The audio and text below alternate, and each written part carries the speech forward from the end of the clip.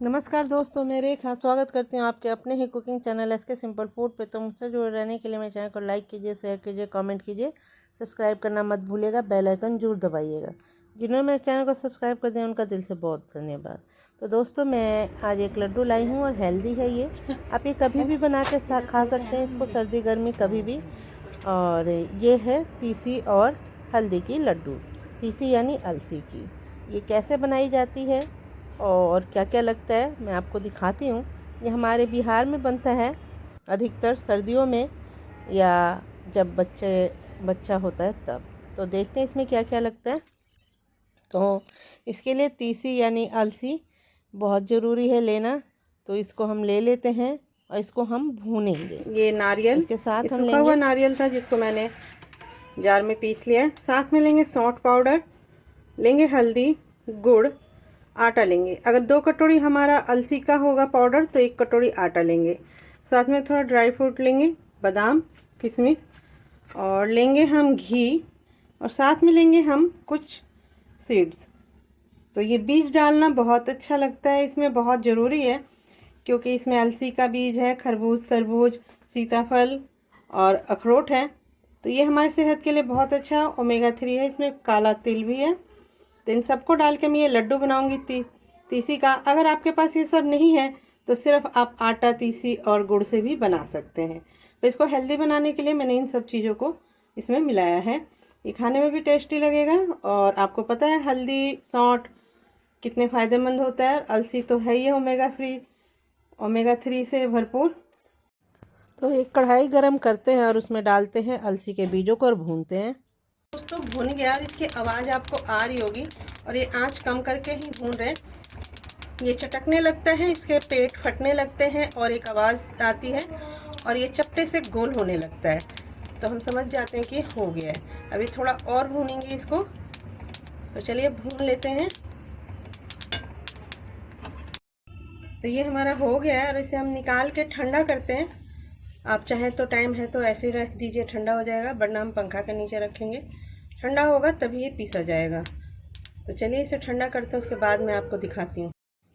तो हमने तीसी को मिक्सी में पीस लिया है, और पीस के इसे चाल लेते हैं अच्छी तरीके से, ताकि इसमें जो मोटा मोटा सा वो रह जाए।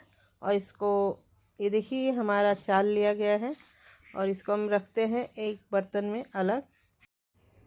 तो अब हम एक कढ़ाई लेते हैं और उसमें डालते हैं ड्राई जो हमने सीड्स रखे थे उसको, और हम इसको बिना घी तेल के भूनेंगे।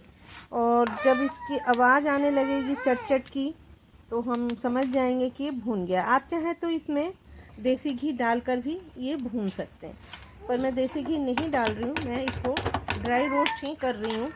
और आँच जब हम इन ड्राई फ्रूट को भूनते हैं तो आँच को हम बिल्कुल ही कम रखते हैं। तो ये देखिए आवाज़ जो आ रही है, अब आवाज़ आनी शुरू हो गई है, और अब मैं इसे उतार देती हूँ और उसी बर्तन में लेती हूँ। तो जिसमें हमने सीड्स भूने थे उसी में हम डालेंगे दोबारा से घी, और घी डाल के हम भून लेंगे अपने आटे को। तो इसमें घी, गुड़ की बहुत ज़रूरत होती है, और को पता है घी भी बहुत फ़ायदेमंद होता है। तो ज़रूर आप घी डालें और घी खाएं इन सर्दियों में। ये हमारे घुटनों, जोड़ों के दर्द के लिए बहुत ही अच्छा होता है। आजकल लोग नहीं खा रहे घी, जिसका परिणाम है कि हमारे घुटनों के दर्द। तो ज़रूर आप अपने डेली डाइट में यूज़ करिए, चाहे आपके पास गाय का हो या भैंस का घी हो, जो भी हो आप उसको ज़रूर लें। इसे गर्म हो जाने देते हैं, उसके बाद हम इसमें डालेंगे आटा और उसे भूनेंगे। चलिए इसमें डाल देते हैं हम आटे को, और आँच मैंने कम कर रखा है, वरना हमारा जो आटा वो जल जाएगा। तो इसे भून लेते हैं इसके रंग चेंज होने तक और एक अच्छी सी खुशबू आने तक। तो चलिए इसे भूनते हैं।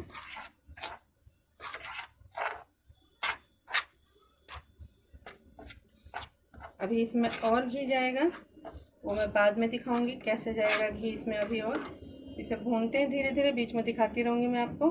तक ये भून रहा है तब तक हम अपने गुड़ को तोड़ लेते हैं, वरना ये मेल्ट होने में बहुत टाइम लगाया है, इतना बड़ा बड़ा है। चलिए इसे तोड़ लेते हैं। हम बिल्कुल कम रखेंगे, कम ही आंच पे भूनेंगे। देखिए इसका कलर चेंज हो रहा है, और आंच बिल्कुल कम रखा है। तो अब इसमें एक एक करके मैं और सामान डाल दूँगी। तो हम डाल देते हैं इसमें नारियल का बुरादा,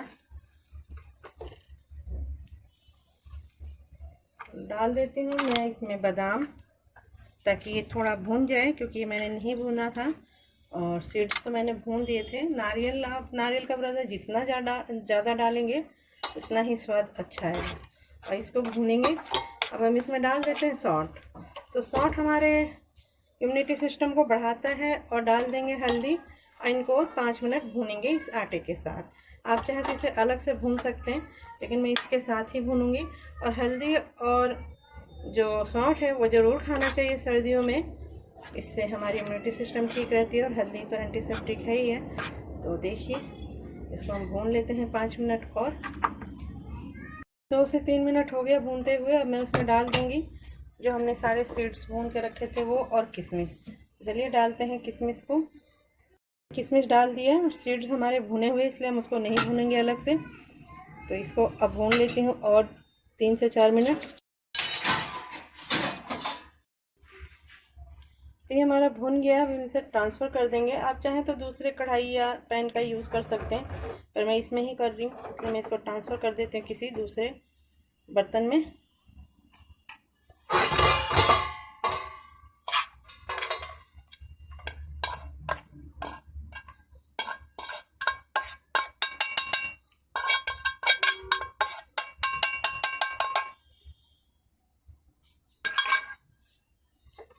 और ये हम ट्रांसफ़र कर देते हैं। अब रखते हैं उसी पैन को। और अब इसमें हम डालेंगे फिर से घी।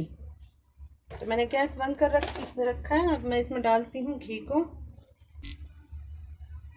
डाल दिया है। और हमारा तीसी जो पहले से भुना हुआ है, लेकिन मैं अभी और इसको भूनूंगी घी के साथ। तो चलिए इसे भून लेते हैं। डाल देते हैं इसमें हम अपना भुना हुआ तीसी पीसा हुआ, और इसको हम भून लेते हैं थोड़ी देर। ज़्यादा नहीं भूनेंगे, बस कुछ सेकंड भूनेंगे, वरना ये जल जाएगा। और आंच बिल्कुल ही कम रखेंगे।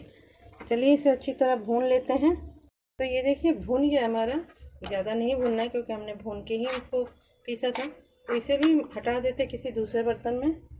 निकाल लिए दूसरे बर्तन में। अब उस बर्तन में हम डालते हैं थोड़ा सा घी। से उसी फ्राई पैन को रख दिया। मैं कह रही हूँ, जैसे आपको बता रही हूँ कि अगर आप चाहें तो दूसरा फ्राई पैन या कढ़ाई यूज़ कर सकते हैं, ताकि आपका टाइम बचे। पर मैं एक ही कढ़ाई में इस्तेमाल कर रही हूँ। तो डालती हूँ घी, और इसी में डाल दूँगी मैं गुड़।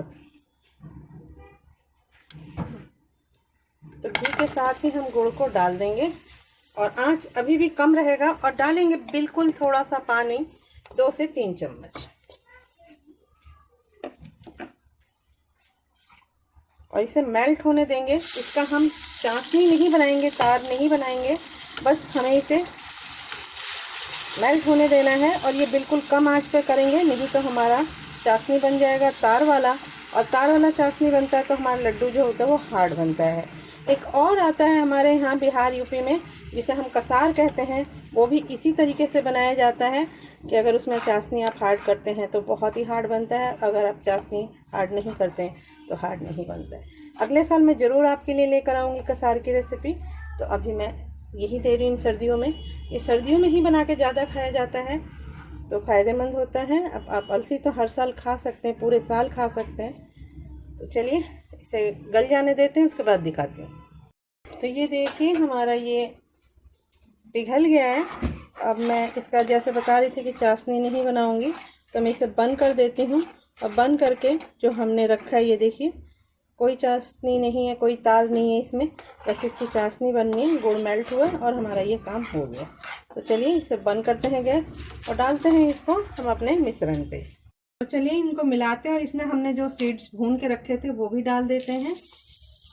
ऐसे तो बच्चे सीड्स नहीं खाना चाहते हैं, लेकिन लड्डू के साथ ये खा लेंगे। तो चलिए इसे डाल कर इसे अच्छी तरीके से पहले हम मिलाएंगे। तो मिला लेते हैं इसको बिल्कुल अच्छी तरीके से। गरम है,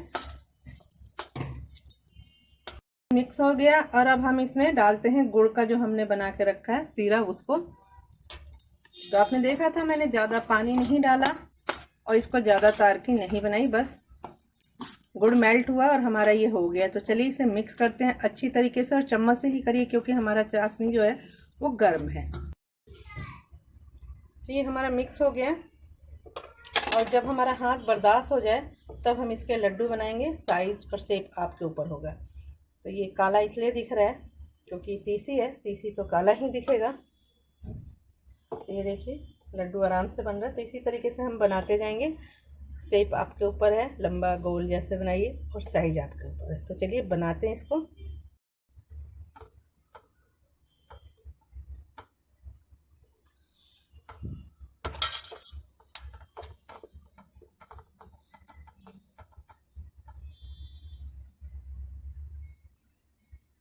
तो ये देखिए हमारा बन गया है तीसी का लड्डू, बहुत ही हेल्दी।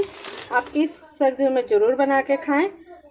तो मैं अभी लगातार हेल्दी चीज़ ही ला रही हूँ और आगे भी कोशिश करूँगी।